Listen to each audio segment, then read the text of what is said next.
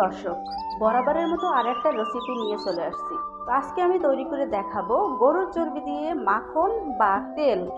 তো আপনারা গরুর চর্বি ফেলে দিচ্ছেন না, তো এই গরুর চর্বি দিয়ে তৈরি করে নিন মাখন বা গরুর চর্বির তেল, বাঁচিয়ে নিন সংসার খরচ।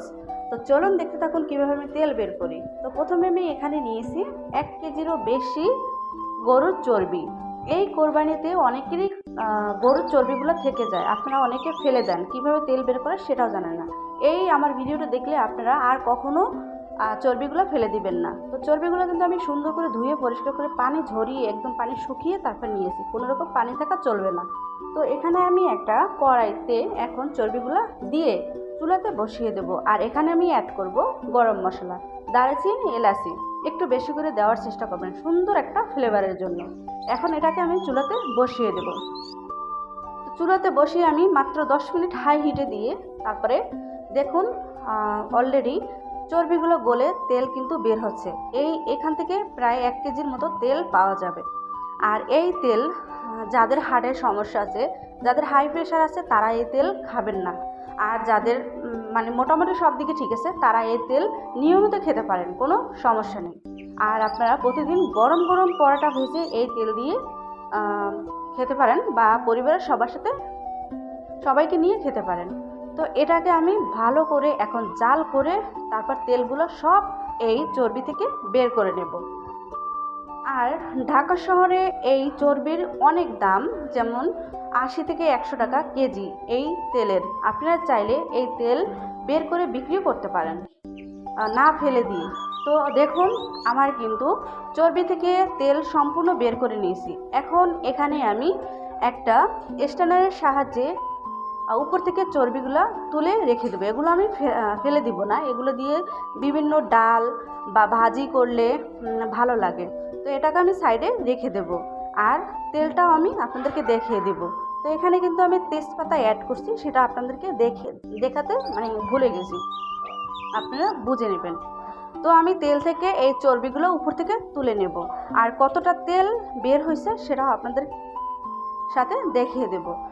এখন দেশ এবং দেশের বাইরে থেকে যারা এই মুহূর্তে ভিডিওটা দেখছেন তাদেরকে অসংখ্য ধন্যবাদ। আর যারা ভিডিও দেখতে দেখতে লাইক দিতে ভুলে গেছেন, প্লিজ লাইক দিয়ে ভিডিওটা না টেনে সম্পূর্ণ দেখবেন, আপনাদের এই ভিডিও থেকে অনেকটা উপকারে আসবে। তো দেখুন কতটা তেল বের হয়েছে। এই তেলগুলো আমি ছেঁকে তারপর একটা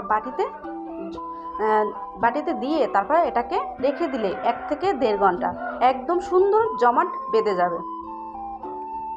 তো নতুন বন্ধুরা ভিডিও দেখছো, প্লিজ সাবস্ক্রাইব করো না, সাবস্ক্রাইব করে বেল আইকনটা প্রেস করে দেবে। তো দেখুন আমি কিন্তু 1 থেকে 1.5 ঘন্টা আমি বাটিতে রেখেছি, এখন পুরোই শক্ত হয়ে জমাট হয়ে গেছে। এখন এটাকে আমি আপনাদেরকে একটু কেটে দেখাচ্ছি কতটা সুন্দর আর কতটা দেখতে মানে একটা লোভনীয় হয়েছে। এটাকে আপনারা অনেক দিন সংরক্ষণ করে নর্মাল ফ্রিজে রেখে দিতে পারবেন একটা কন্টেনারে।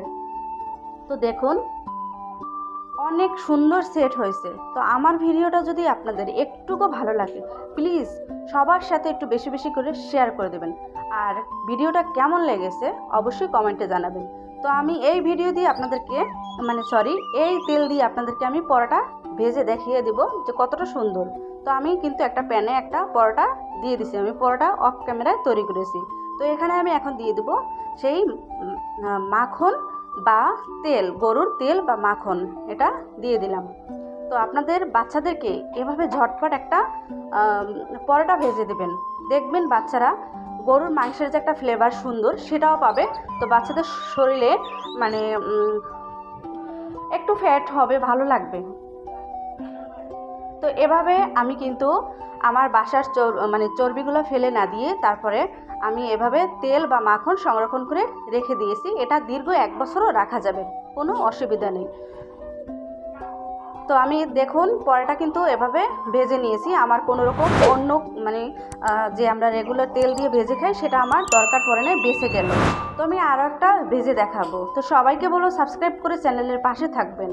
আর ভিডিওটা যদি ভালো লাগে আবারও বলবো সবার কাছে শেয়ার করে দেবেন। আমি আরও একটা পরোটা ভেজে দেখিয়ে দিলাম। আর এই তেল দিয়ে আপনারা চাইলে ভাজিও করতে পারবেন, তারপরে যে কোনো ডালও রান্না করতে পারবেন, ভীষণ ভালো লাগে এই তেল দিয়ে পরোটা তৈরি করলে। আর ডাল রান্না করলে। তো সবাই ভালো থাকবেন, সুস্থ থাকবেন, আপনাদেরকে দেখিয়ে দিব। তো আপনারা এটা চাইলে এমনিও খেতে পারেন বা কোনো মাংস বা কোনো সবজি দিয়েও খেতে পারেন এই পরোটাটা।